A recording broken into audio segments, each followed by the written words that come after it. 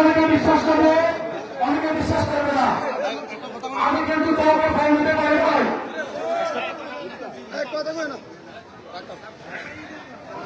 আমরা এই ইলেকশন কেমনে কিভাবে হয়েছে আমি জানি না। আমার দায়িত্বে যারা আছে তারা তো আছে, কিন্তু সাধারণ জনগণ প্রতিদিন আমাদের ফোন দেয়, কোথাও একটা প্রোগ্রাম, কোন জায়গায় প্রোগ্রাম, শুধু ফোন দেয় কোন জায়গায় প্রোগ্রাম, আমাকে জিজ্ঞাসা করে না। আজকে একটা ইউনিয়নের একটা সভা ছিল, পথসভা, বাধাঘাট আর উত্তরবর্তন। এই পথসভা জনসমর্থিত পরিচিত হয়েছে। আমাকে রাস্তায় যেতে যেতে বলে বাধাঘাটের ইতিহাসে এত মানুষ একসাথে হয় নাই। এই যে আপনাদের ভালোবাসা, আপনাদের পাওয়ার সম্পর্কে আমি ছোটবেলা থেকে রিসার্চ করতাম। জনগণ সকল ক্ষমতার উৎস, এটা আমাদের শহীদ প্রেসিডেন্ট জিয়াউর রহমান সাহেব বলছেন। এই পাওয়ারটা হচ্ছে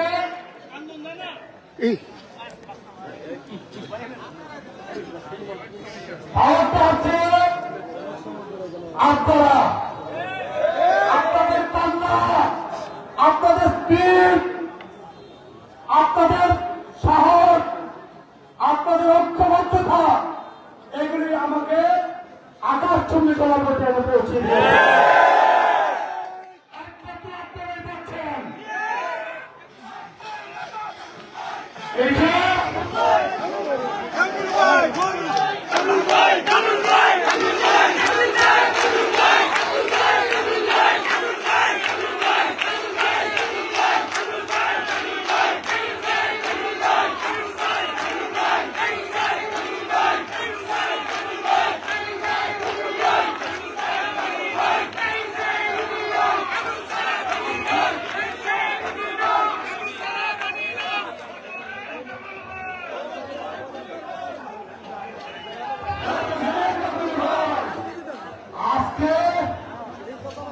এই প্রোগ্রাম বাস্তবায়ন করেছে সাধারণ জনগণ। তারা নিজ দায়িত্বে আমার চালাতে 3-4 মোটরসাইকেল আসছে, তারপরে বিভিন্ন জায়গা থেকে তারা নিজ দায়িত্বে আসছে। জনগণ চাইলে কি পারে এটা কিন্তু উপলব্ধি করার জন্য অন্যান্য নেতারা আছে। জনগণ চাইলে অনেক উপর তুলতে পারে, আর জনগণ চাইলে মাটিতে মিশিয়ে দিতে পারে। তাই কেউ টাকা অহংকার করবেন না। টাকা কি লাগে না? আমার টাকা লাগে না। আমার টাকা হচ্ছে আমার সামনে যারা আছে তারা হচ্ছে আমার টাকা। আমার মিনিমাম 2 লাখ অ্যাকাউন্ট আছে, মিনিমাম বলছি 2 লাখ অ্যাকাউন্ট আছে। অ্যাকাউন্ট হচ্ছে আমার সামনে যারা আছে তারা। প্রত্যেকটা মানুষ আমার সহায় না।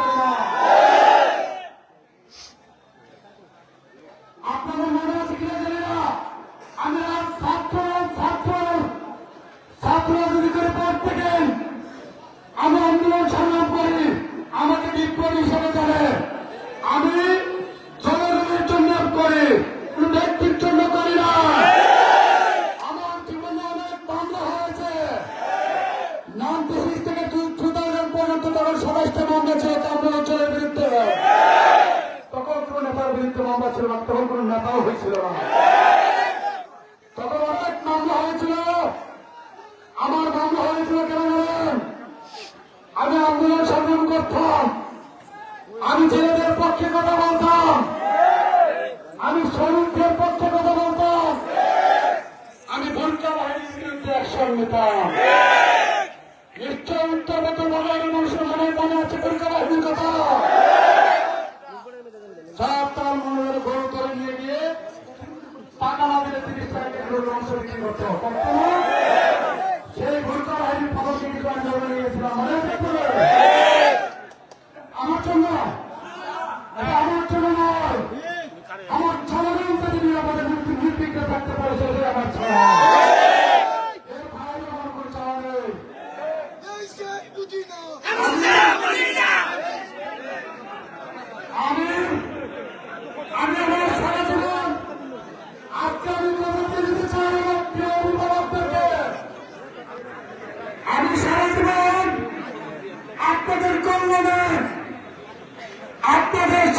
করতে চাই, সারা জীবন আমি আপনাদের পাশে রাখতে চাই, আপনাদের প্রতি আমি বাকিটা জীবন কাটিয়ে দিতে চাই।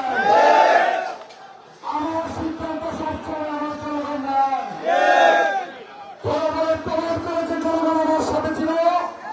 আমাকে কামরূপ বানানোর জন্য, আমাকে এই জায়গায় পৌঁছানোর জন্য আমার প্রিয় জনগণ, আমার অভিভাবক। আজকের এই বক্তব্য আমি দেখছি আমার হাজার হাজার জনগণ শুনছে, কিন্তু আমার মা বোনেরা কিন্তু শুনে নাই। আমাদের মা বোনদের কাছে আমাদের এই বার্তা পৌঁছে দিতে হবে।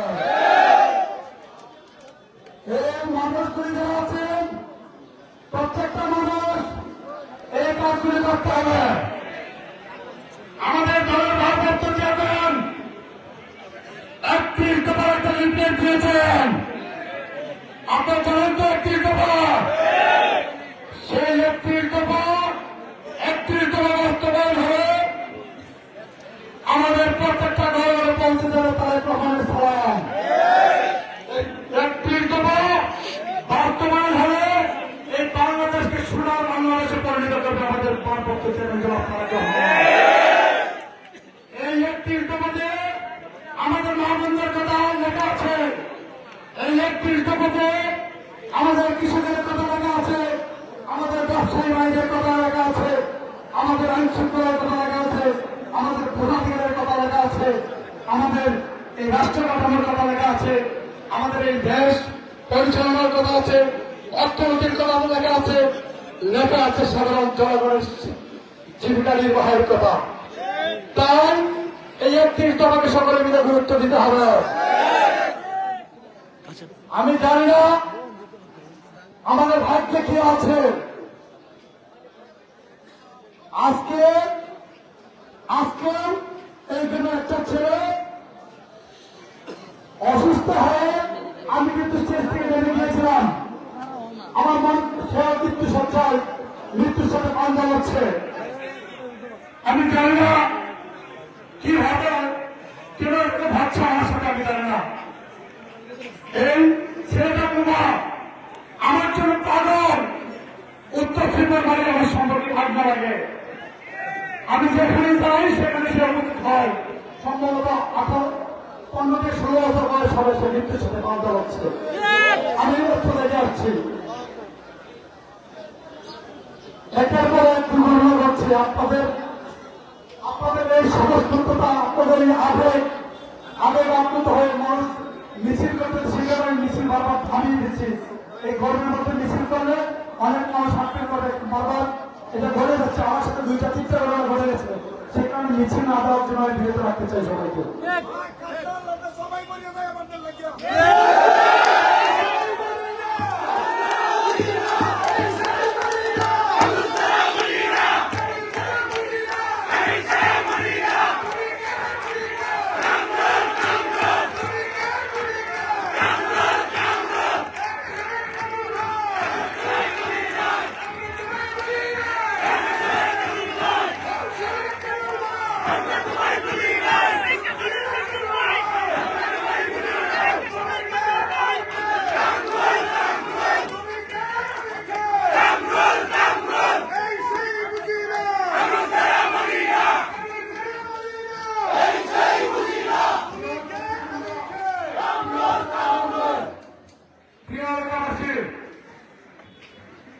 আমাদের এখানে অনেক উন্নয়ন হচ্ছে, নদীতে উন্নয়ন হচ্ছে।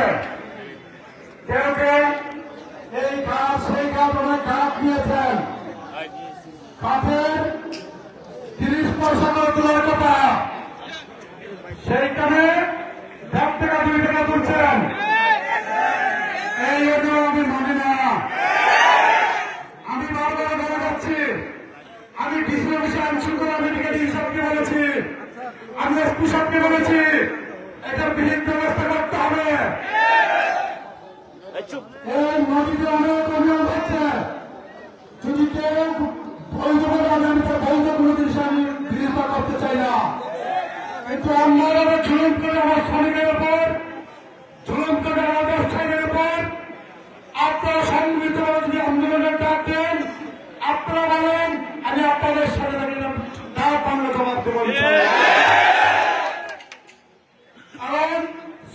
আমাকে নেতা বানিয়েছে, রিস্কা মনে থেকে